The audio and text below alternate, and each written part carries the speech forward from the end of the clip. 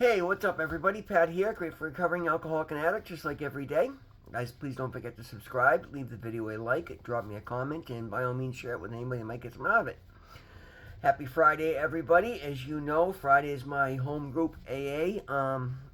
Guys, it's really cool. My third week chairing the meeting. I'm getting to be really comfortable at it, and it's pretty cool. People coming up to me after the meeting and thanking me for my service and just letting me know that they feel it's a good fit and that I do a good job at it. And I love that today, guys. I find that I'm good at a lot of things today, and that's a truth that I say today that I didn't say before, and a lot of my truths, and that's something I talk about quite a bit, guys. When I talk about my past now, I actually stop and actually look at what it really was. I look at my accountability in it instead of just trying to blame others and be the victim. And it's amazing how much every story that I've told over the years was just riddled with, inaccuracies, we'll call it, okay? Guys, it's amazing how what you think is actually the truth will change and it will grow and it will expand. And that's what we're going to talk about today, guys. The Just for Today NA meditation reading is titled The Truth. The truth. Everything we know is subject to revision, especially what we know about the truth. Many of us thought we could recognize the truth. We believed the truth was one thing, certain and unchanging, which we could grasp easily and without question. The real truth, however, was that we often couldn't see the truth if it hit us square in the face. Our disease colored everything, especially our perception of the truth. In fact, what we know about the truth nearly killed us. Before we could begin to recognize the truth, we had to switch our allegiance from our addiction to a higher power, the source of all that is good and true. The truth has changed as our faith in a higher power has grown. As we've worked our recovery program, our entire lives have begun to change to the higher power, through the healing power of the spiritual principles of recovery. In order to open the door for that change, we had to surrender our attachment to an unchanging and rigid truth. The truth becomes purer and simpler each time we encounter it. And just as recovery works each day in our lives if we allow it to, our understanding of the truth may change each day as we grow. And then the affirmation is, just for today, I will open my eyes and my heart to changes brought about by recovery. With an open mind, I can understand the truth in my life today. And that's the beauty of that, guys, today. This is something I recently discovered and actually made a video, or at least talked about in a video I did a couple months back. And it was, as a matter of fact, it was a few months ago now. It was right after I'd gotten my 90-day chip and I got to speak at the Tuesday speaker meeting at the gratitude group, when I got to be the guest speaker for the meeting.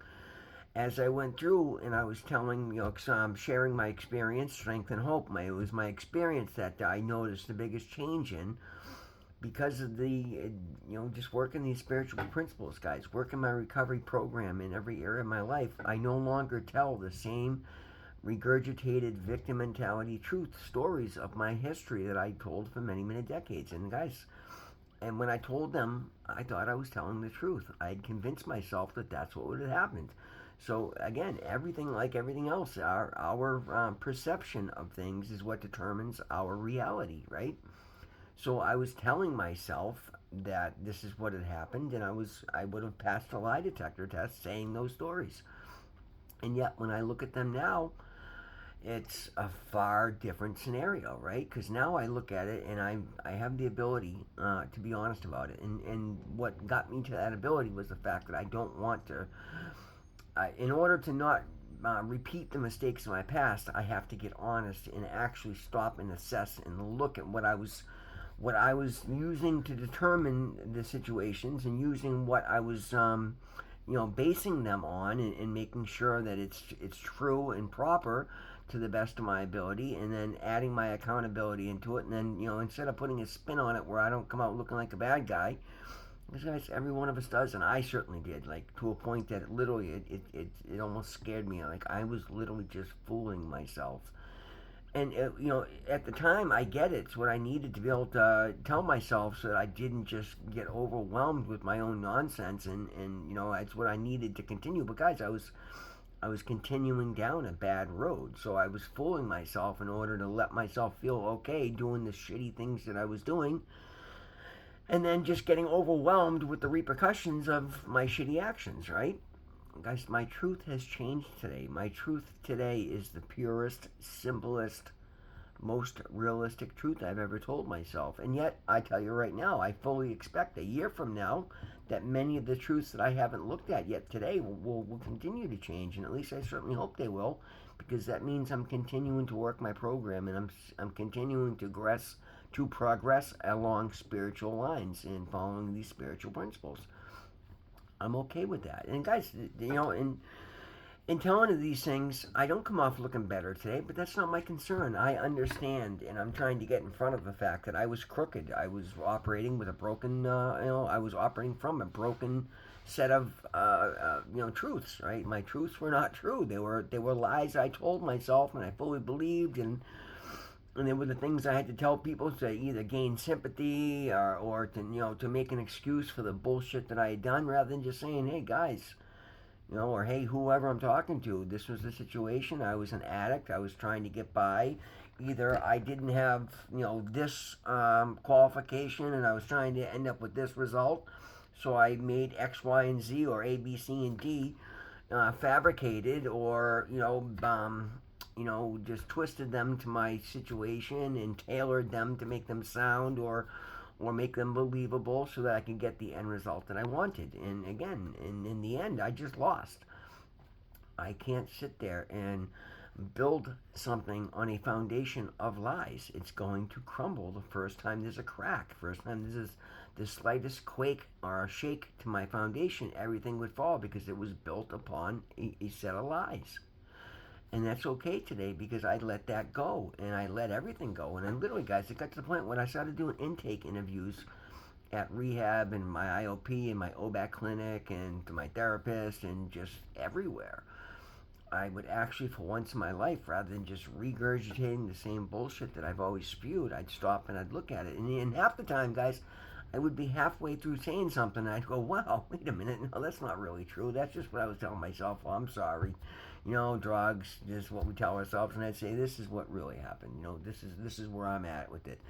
And again, not all of it was my fault. Not everything was my fault. But my reaction to the situations were never the brightest or the smartest. It might have been the easiest, the most comfortable, or again, it was the one necessary to get the predetermined outcome that I decided that I needed. And today, I don't have to decide that, guys.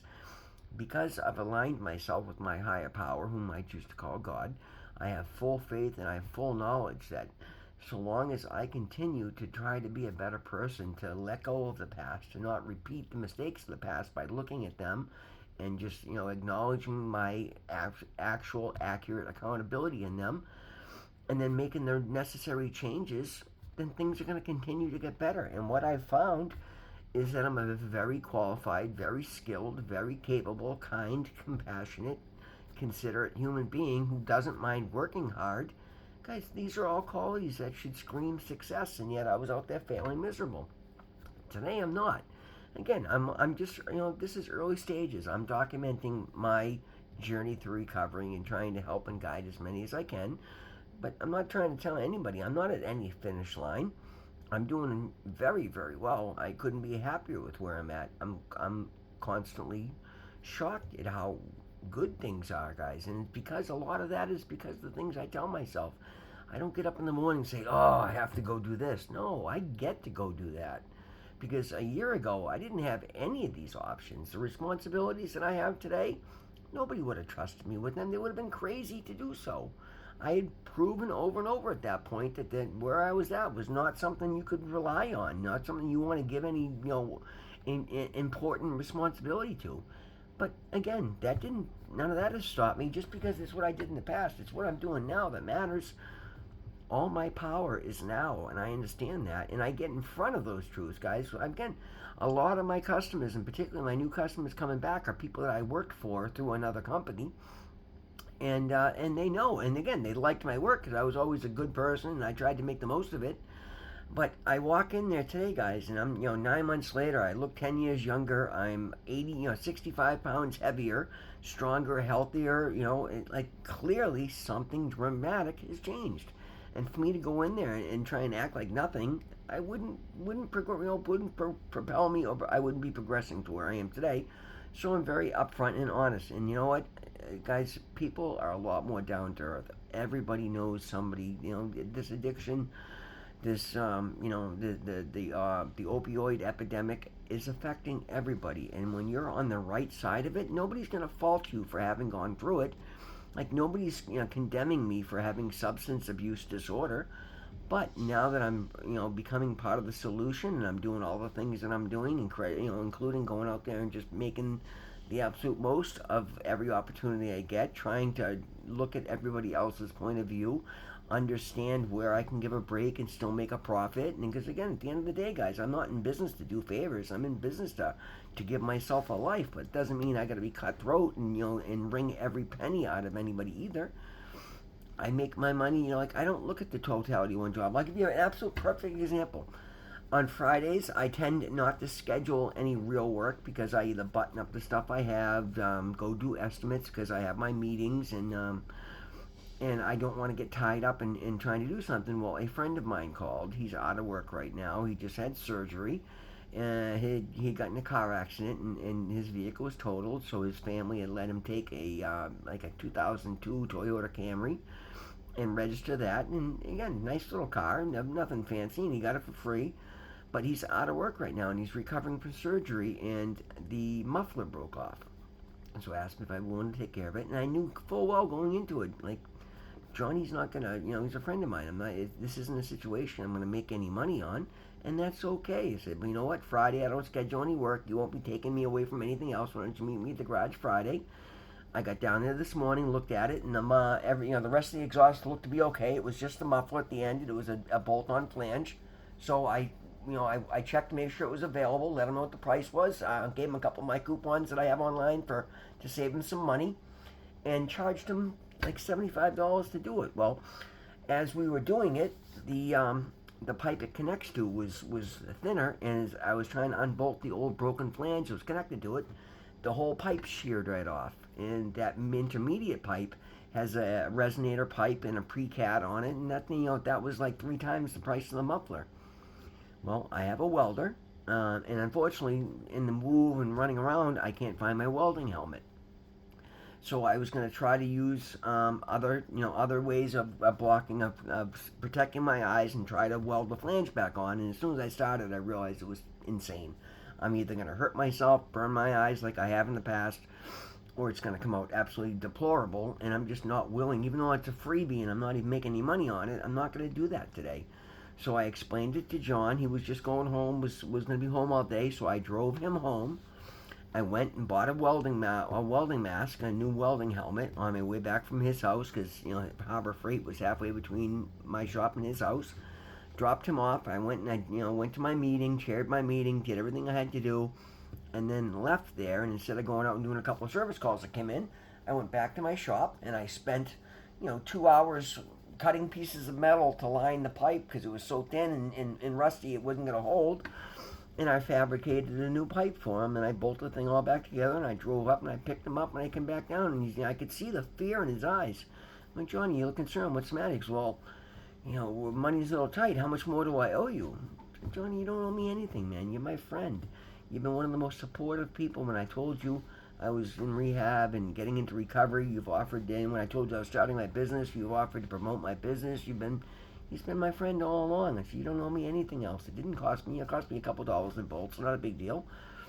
So yeah, where I'm used to making $1,000 a day, today I made $100, and it doesn't matter. I'm not concerned with that. Like I don't have to go out and chase wring every penny out of any person, right? Instead, I did a good thing for a friend. It goes hand in hand with the spiritual principles, and I'm trying to let people know that it's okay to do, and they bring goodness into your life. Just before I started my video, I got a text from John. Just got home. Car's running incredible. Thank you so much. I can't thank you enough. You have no idea how much it means to me. Like, that made me feel good, guys. This is what we do for friends and family. And when you're out there, working these spiritual principles, and I'm running my business, and it's expanding, and I'm thriving, and I've made more money this year than I think if you combined the last 8 years and added it all together, like legitimately. Like, I'm okay. I'm in a good place today. I have no problem doing a job that only paid a little bit, and I don't care that I didn't go deep enough into it, and I tried to save him some money, and I thought maybe, and I honestly did. I thought the pipe was perfectly fine. I was shocked when the thing ripped off in my hands. I would have cut the bolts off. I wouldn't try to unbolt them if I thought the pipe was going to split in half. But again, you can't always tell. So I made the most of it. Didn't have to charge me anything extra, and walked away feeling good about it. And again, I can do that today.